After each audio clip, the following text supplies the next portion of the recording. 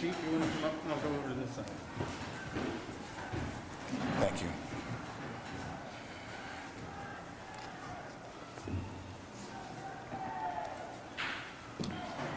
That's my name on it. That's not 6 feet. Good. Good afternoon. Thank you, you all, for coming today. As we still live and exist in this extraordinary time. I'm pleased to report that once again, God has smiled upon the city of Savannah. In the Christian calendar, yesterday is referred to as the day of Pentecost in the book of Acts, where it says that people from all over came together and were in one accord in one place.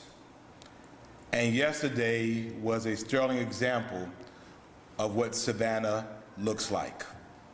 Men, women, boys and girls, black, white, brown, speaking various languages, ages, creeds, sexual orientations, all speaking in one voice, all understanding the language of the day, that injustice anywhere is a threat to justice everywhere.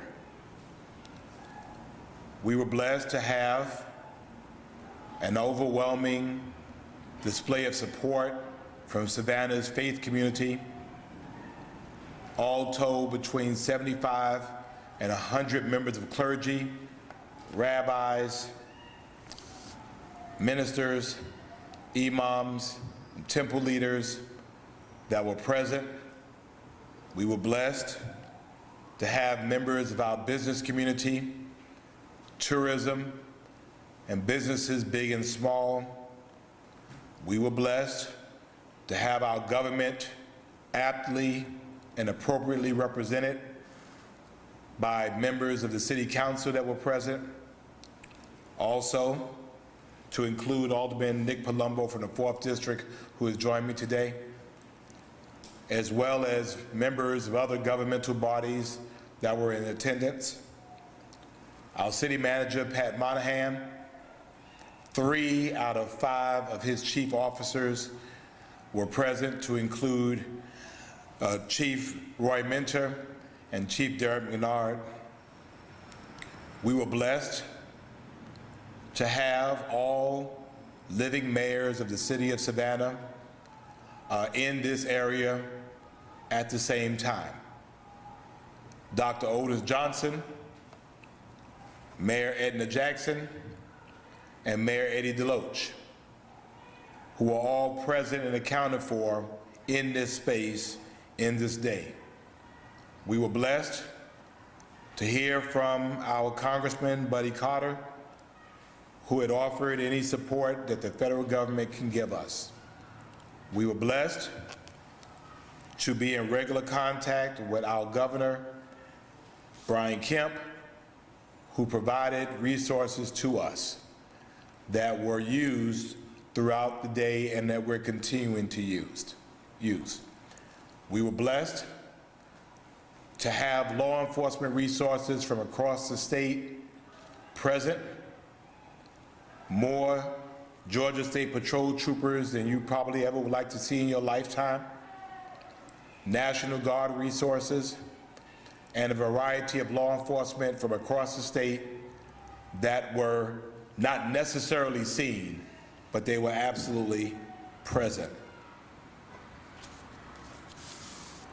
It was a day in which Savannians came together to say and decry absolutely that we will protest as a community, we will be mad as a community, we will be upset as a community, but in no circumstances are we going to allow anyone to destroy our community.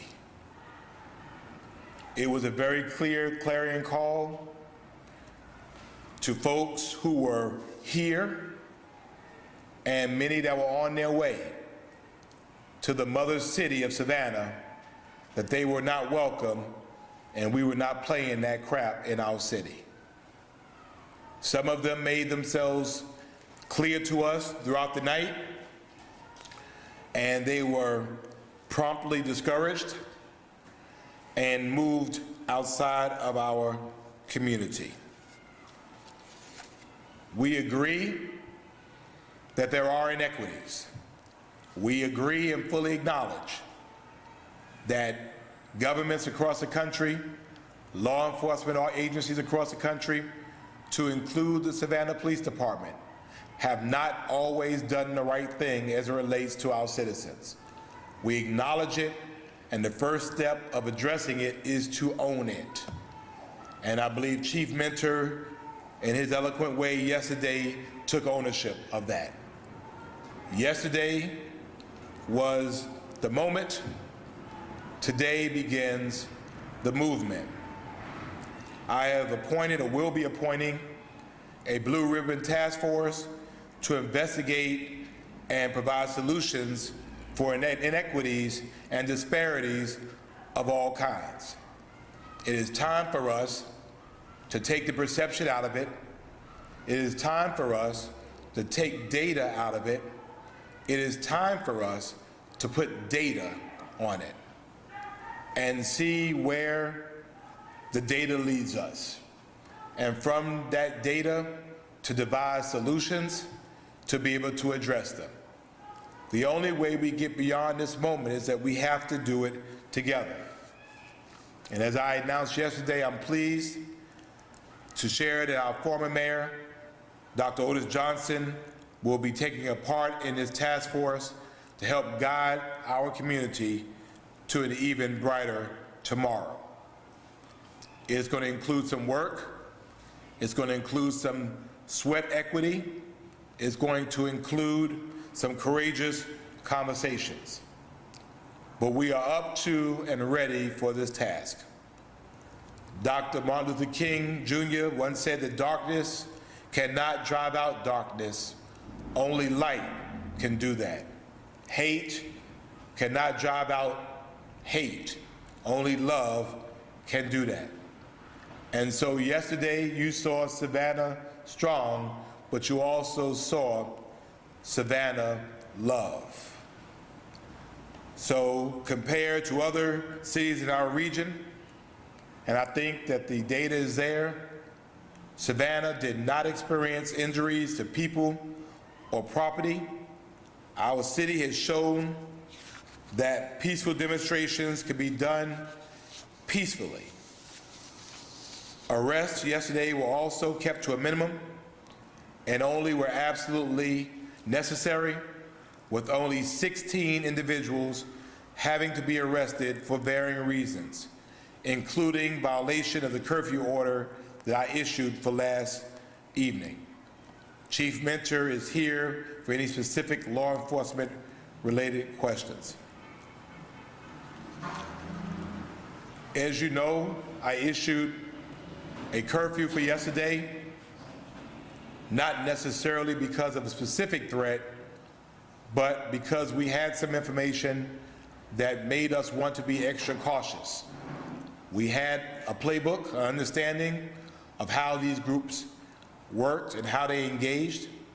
I took the time yesterday to engage personally with many of these protesters, and there was a clear and definite shift from Savannians to people who lived nowhere near here and people who had no idea that they were talking to the mayor of the city of Savannah. It was clear that they had no specific purpose of being here other than to protest. So therefore, in an abundance of caution, and after consulting with our city team, I issued the curfew order for 8:30 p.m. to 7 o'clock a.m. this morning. This curfew, I think, was well placed because it was a Sunday evening, and it was absolutely necessary for us to be able to distinguish the good guys from the bad guys. If Savannah are home, we can focus our attention and put light on those who sought to do wrong. And fortunately, it appeared that our efforts worked in that way. Our curfew did not apply to those who were coming and going to work. We said that very clearly, yet people were asking the question still, so it did not affect that. In light of our positive-looking situation, I am ending the curfew, effective today, but I will retain a copy in my back pocket for the moment that anything jumps off. We recognize also that today is the first day that bars can open in our city. We recognize that, and we encourage our bars to still encourage safe distancing, to also also hand sanitization, and also wearing face coverings. So I am ending the curfew effective today, but again, will not hesitate to reinstate it if needed. I'm asking all Savannahans to keep speaking up, to keep engaging, to keep working with us to make this community even more special and even more amazing. If anyone ever had a doubt about Savannah Strong, yesterday you saw exactly what Savannah Strong is all about. We must continue to talk, we must continue to protest, but we must start the work. A million voices for change will have a greater and lasting impact than a million fists of fear. So, as I end my prepared remarks, I just want to thank everyone for their diligence. I want to thank our citizens for taking pride in our community. And I want to ask you, as I have committed to do, to not let anyone from outside our city wreck our city, but not to let anyone inside our city wreck our city. This is our home. We must outcry injustice all over our nation, and so we mourn with those in Glenn County. We mourn with those in Minneapolis. We say that it is absolutely wrong for those that are entrusted with serving and protecting to take advantage of their obligation to do so. Short, police officers of any race should not be killing people of any race. But in this case, since the pattern seems to be against African American males that are unarmed, we will call it for what it is. That being said, my challenge to this community is that we don't have an issue with that, but we do have an issue of African American males killing other African American males. That's our work here. We'll hold the police to their standard, but we need to hold our fathers, our brothers, our sons, and our nephews to the same standard that if it's wrong if a police officer does it, it's wrong if you do it as well. And that is the work that I am engaged in, and I'm hoping that our citizens will do so as well. Again, thank you, Mr. City Manager and Team Savannah, Chief Menard, Chief Mentor, City Attorney Marty Johnston, to our awesome PIO office, to city employees who are out doing their thing. We do this as a team. And certainly I'm sure Alderman Palumbo will agree, and members of council, we serve a dynamic organization, and our best is still yet to come. I'll entertain any questions there are at this time. I have a question for Chief Mentor regarding those arrests. Could you talk a little bit more about the nature of those arrests and if those people who were arrested were from Savannah or out of town? Yeah, there were actually 16 arrests. Actually, 17 people were contacted. One person was issued a summons and released. With those 16 arrests, a couple of things I want to point out. With those 16 arrests, people were physically arrested. 3 of those individuals were armed. One of those individuals was a convicted felon who also had a firearm on him. Looking at where those individuals were from, one of the individuals who was arrested shows to be from Virginia, another one from Vidalia, another one from Midway.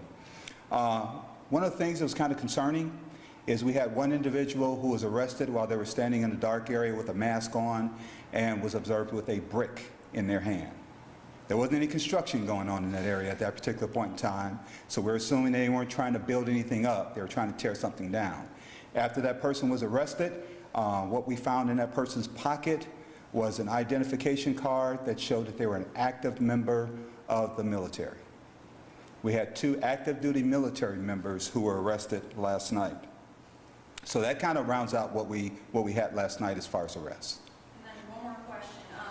Obviously, large police presence, a lot of state agencies, kind of a lot of cooks in the kitchen. So how do you kind of navigate that and collaborate together? Well, first and foremost, I want to say that we're extremely proud of the assistance we receive from our local, state, county, and federal partners. Everybody came together in a great coordinated effort. We all had a plan already in place when they got here. There was no guessing. There was no having to get together and trying to sit down and figure out where we needed them and what we needed them to do. When they got here, we simply reached across the table and handed them our plan and showed them what we needed them to do, and they were very impressed with that. So we also have those partners who are still with us here today. So we're continuing on with that plan that we have in place. And they've been a great assistance and great support for us during this time, and we really appreciate it. Chief, I have some other questions. The Saturday night before Sunday's peaceful protests here, there were some more aggressive protests in cities very close to here, like Charleston and Columbia, right? So having that just the night before, was that any real fear of that happening here in Savannah? And kind of off of that, can you elaborate more on the vandalism supplies that were supposedly dropped off in Savannah? Is there a continued threat of that? A couple of things. First of all, the vandalism supplies, we never confirmed that. And all the sources that we checked showed that there was no validity to that. We never confirmed that there was any vandalism supplies that was dropped off, that there was anybody in our city who was actually looking at picking up things or dropping them off. We did contact a vehicle that was a moving company. They did have some articles inside of their vehicle that they were using to repair the vehicle, but we never confirmed that information. As far as the other part of it, Alex, we've been following intelligence information and we've been following news stories from all over the country. We continue to watch what's going on in all different segments of the country, and we use that to assist us in developing our plans and our possible response that we may need to have here in Savannah. Was there a connection between the 16 arrests, between any of them? Were they part of the group, or were they just acting individually? There was no indication that any of these 16 were part of any organized group that we found. Some of these people we believe connected yesterday here, but we haven't found where there are any of these individuals, and we've had them checked through several sources where any of these individuals were part of any organized group that we are aware of. Chief, the mayor talked about the difference the curfew made. Also, you talking about cooperation between agencies, and the mayor also saying that the data shows that Savannah fared significantly better than some of our sister cities and those in the state. What would you point to as being kind of the catalyst in allowing Savannah to be where it is today as opposed to some other areas of the country? Well, I think the curfew played a big part in that. I think the mayor's great, quick, and decisive action in implementing the curfew, I think really went a long way in saving some businesses and possibly saving some people from injury out there. The curfew gave us the opportunity to have that conversation with people and let them know that it was time for them to move on and not be on the streets anymore. And I can tell you from some of the research that we saw from some of the other cities, Atlanta did not have a curfew on Friday night, and things did not go well in Atlanta on Friday night. They did implement a curfew on Saturday night, and things got a lot better for them on Saturday night. And I think if you look around the country, you're seeing that a lot of other states and municipalities have implemented curfews specifically for the fact of curtailing a lot of the violence that's going on around the country. did officers have to use any less than lethal options to include tear gas, rubber bullets, pepper balls, anything like that last night? We did have a couple of deployments, I think about 3 deployments of pepper balls. Chief, I also had a question. You mentioned, something you just mentioned is 2 of those arrested were active military. How does that work with the,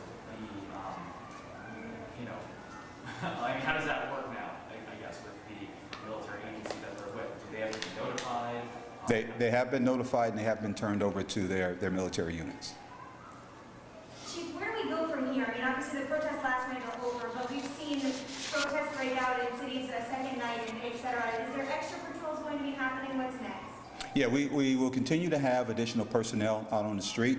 We'll continue to have some of our additional law enforcement partners here, and we'll continue to monitor all the intelligence information that's coming in, both locally and nationally. And conversations, we talk about this task force happening in the future. I mean, can you talk a little bit, as the police chief, looking at those conversations, this examination of the police department, walk us through as the head of this department, what's that like and what, from your shoes? Well, of course, we welcome those types of conversations. We welcome anything that's going to continue to make us better as an organization. We realize as an organization we need to continue to grow and develop, and conversations like this help us to grow and develop. I had several conversations yesterday with people who were out marching. I walked with them. We talked. I answered questions. That's what this is all about having open and honest dialogue in a respectful way between both parties. So anything that helps us, anything that helps our profession to become better, we welcome. How far along are we in the creation of this task force? How long has it been in planning, and who else is involved in it? Well, right now we're drawing out the details of how that looks. Obviously, it's contemporary, so we want to be able to come up with a form that best fits Savannah in a way that really comes up with significant data. So we're still working on that, and so it'll be a little while before we're ready to pan that out. I do want to add to the chief's comments regarding the coordination. I think someone asked a question about having too many cooks, and we had a lot of cooks, but we only had 2 executive chefs, and there's a difference.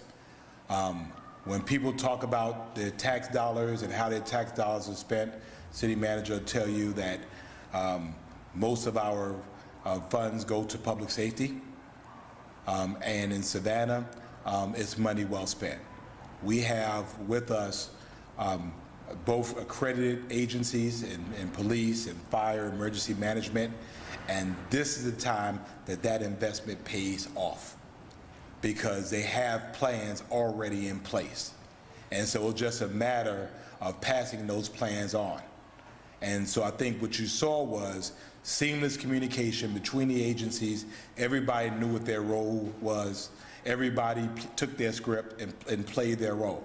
I had the opportunity to visit the Emergency Operations Center twice yesterday, and again, agencies from all over the place, working, doing what they're doing, managing things, cutting through red tape, and getting issues addressed.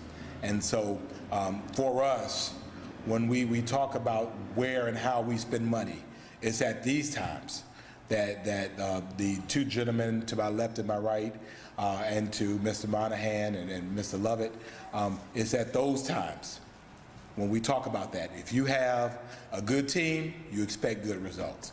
And so although I might have been the mouthpiece of that, the good results came from the individuals that were here because they worked late into the Friday, Saturday, today, and will continue to work. They were present, not necessarily seen, and I appreciate that. Mayor, I had a question again about Yes. the task force. I know it's still very early on in seeing development like that, but in terms of what's coming out of this task force, will it be things like policies? Will it be physical changes in Savannah? And will the public be able to, see these changes? Will there be updates from this task force when it's eventually developed? Absolutely. I think the first issue is to identify the problem. In the scientific process, that's what it teaches. So it's been alleged some informed and some not, that there are disparities. So let's go ahead and quantify that. Let us pull data as it relates to treatment by law enforcement. Let's look at it deals with health. Let's look at it as it deals with education. Let's look at it as it deals with economics. Let's look at it as it deals in neighborhoods, and be able to pull that data in a way that then makes some conclusions. From those conclusions, as a community, recommendations come from that. And then we have to decide as a community about how far we want to go, at what speed we want to go in addressing those. I think that is what the most important way of being able to address. We pull data for a variety of reasons anyway, but we never really looked at it to understand if there are actual disparities. For example, I remember one, and it might be a little dated, some time ago, that that black males might be about 13% of Chatham County's population, but 70% of them in the Chatham County jail. Let's quantify that. Let's see exactly in a snapshot of time of what that is. Then let's see, once we've done that, why is it so?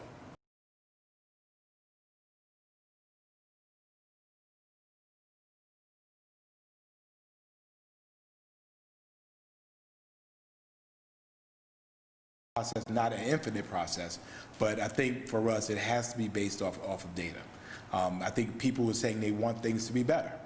Well, let's quantify what bad is, and in a way that people understand and accept. And forgive me, have you identified yet who exactly can be on that task force? I have not. I think who we put on there, I think it is key, strategic, and I think for the data gathering part, I think we need to be put people on there that are experts at accumulating data. Not reinventing the wheel for this, Mr. Mayor. Obviously, looking to resources like GMA or the U.S. Conference of Mayors. Everybody. Everybody. I mean, I think we have a bunch of them. We have Carl Vinson Institute of Government, GMA, National League of Cities. So again, I want to look for the right model that fits Savannah. And again, it's going to be a difficult process because it challenges people to put their emotions on the table and let's look at facts. But that is the type of courageous conversation Savannah is going to have if we're going to be the beloved community that I believe we can all be. And I mean, if it's wrong, wherever the data is, it is. We accept it for what it is. How do we move forward? And so I've talked with the chief mentor, and we'll be talking to the city manager about some ways we can address even people's feelings toward law enforcement. I mean, I've heard cops are crooked. Well, tell me which ones. Oh, no. And I told young people like that yesterday. Tell me who. Tell me who. And then somebody mentioned a name. I said, well, who does he work for? Well, he works for another county. Well, we're talking about Chatham County. And they could tell you there was times I was engaged yesterday where people were demanding action.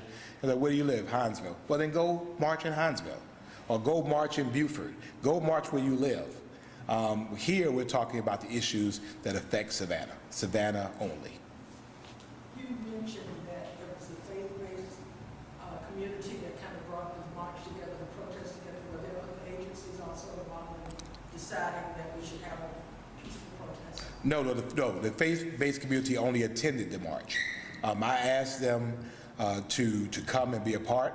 I've learned a long time ago that where you have a lot of good, evil can't linger. And so Chief Mentor and I went to First African Baptist Church just prior to the march, and I think I was overwhelmed. I don't know about you, but the church, as being a large church as it is, with social distancing, was filled with ministers. Many with clergy attire on. And again, they were locked, loaded, and ready. And we're going to have to engage them a lot more. And we asked them to be present. We asked them to do what they do, to be able to uplift, to be able to comfort. And I think that their presence was a major part of why things went the way that they were going to go. I mean, you might throw a rock in front of a police officer, but you won't throw it in front of your clergy because you know God is watching. I have a question for either Mayor or Chief Mincer. In terms of down the line, future protests, are you expecting any more this week, next weekend? How are you preparing for that differently than maybe you prepared for this weekend? There's one going on outside right now. We expect people going to protest, and I think we have shown that we don't have a problem with people protesting. We just insist that it's done in the right way. So I don't know if the chief wants to get to any operational matters, but I think, again, we're a country that was built off of protest. And Savannah is no stranger to protest, but we want people to do it in a way that respects other people and respects property. As long as they do that, they can protest. But at some point, we have to get past the protest and we have to get to the work. And Mayor, is this task force something that you have been thinking about since even before your time in office, or is this a direct result of the protest and the death of George Floyd? No, it's actually something that I proposed during my campaign. It might take a little different shape because of what's happening now. The name of it was initially called One Savannah. And the One Savannah is a mixture of a human rights campaign to be able to address issues of hate in our community and ensure that all humans are treated in an equitable way. We will probably really look at finding a way to kind of merge that mission into looking at issues of inequality and disparity. I think the data collection of it will be a good jumping off part for the work of the commission. And then ultimately, again, we're going to have to bring people together. And we're going to have to face some very long, very heartfelt beliefs. Because we're very quick oftentimes to call people racist, and we'll call them prejudiced, we'll do this. Let's quantify that. What does that mean? There are some contemporary thoughts out there that would say that there's a difference between being non-racist and anti-racist. There's a difference. Non-racist meaning that you just object to it. Anti-racist mean that you actively work against racism. So we need to move people. I mean, the racists are going to be the racists. We need to move people from being non-racist and kind of non-participatory in it, but being anti-racist to move towards and saying, this is wrong, we have to do something about it. And I think yesterday was a very, very big step. It was very eye-opening, I believe, for some members of our community. But I saw, people in tears.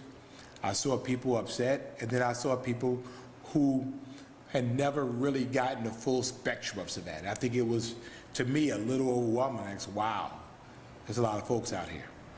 But I think, again, this is the way we're going to have to solve problems in this community. And that's bringing people together and just having those conversations and coming up with plans of actions. Mayor, we can see the Civic Center's parking lot is still pretty full at this time. Is that something that we should expect to continue to see an increased presence of outside agencies in town, or are they headed out tonight? Do we have a plan for what that looks like? They'll be here as long as we need them. And so whenever our folks say it's okay, and maybe, we're the hostess city and we've treated them well over the last couple of days. They've ate very well. They've told me that. They might want to stay. Mr. Mayor, do you have any rough estimates on the crowd count, how many people are actually in the city? I'm asking for that. I'm trying to figure out a way to be able to do that. I'm just trying to figure out how many people were in that T of Bay Street and Bull Street. I mean, it was a bunch of people. When we walked over into the park, Johnson Square was packed like I've never seen it before. Hence why we were going to just walk straight across. We couldn't. We needed to walk around just because there was so many people. I don't know where all those folks came from. It's something that might have been brought to your attention. You mentioned yesterday that like how everyone was wearing masks, but we saw a lot of people wearing masks in the protest, right? But inevitably, in a protest like that, there's still so many people confined in that closed space, right? So have you either thought about, or at least maybe talked to Dr. Davis or anyone else about the possibility of maybe the spread of COVID, because we're all still living, we're still living in that reality? Well, it was a necessary evil. The march was going to happen. The protest was going to happen. So then for us, it was a matter of managing it as best we could. I think to turn around and ask people, hey, in that short space, we need you to be 6 feet apart, I think would just added fuel to a fire. People had on masks, and I think that was a good thing. Again, we just made the best of the situation we could. We did have some additional face coverings that we made available, so we had members of the clergy giving out face coverings to those who were there and didn't have one. So I think hopefully that helped. Mr. Mayor, I believe, and this is the last thing for me, I did hear Mayor Boggs in Atlanta recommend anyone who had been out participating in these protests and demonstrations to get a COVID-19 test this week. Similar recommendation from you? Absolutely. Again, I think, just for a matter of personal safety, we have had, over the last week, we had several opportunities to be tested. Testing is now available on a widespread basis, so we would encourage people to go ahead and be tested. Just not necessarily because of the protest, but just so that you know what your status is. We want people to be okay. Can't protest if you're sick. Ms. City Manager, Mr. Attorney, General, Chief, thank you for your emergency management help, and we appreciate that. And Chief, Alderman? All right, well, thank you all so much. I think we're going to still do our briefing tomorrow at 10 o'clock. Are we doing it Zoom, or we doing it here? Y'all feel comfortable coming back here, or y'all want to Zoom it? It's up to you. Y'all cool with coming back? Okay. So we're sorry, Sean. We're gonna miss you in the man cave. But anyway, thank you all so much. We appreciate your coverage, and y'all be safe. Thanks.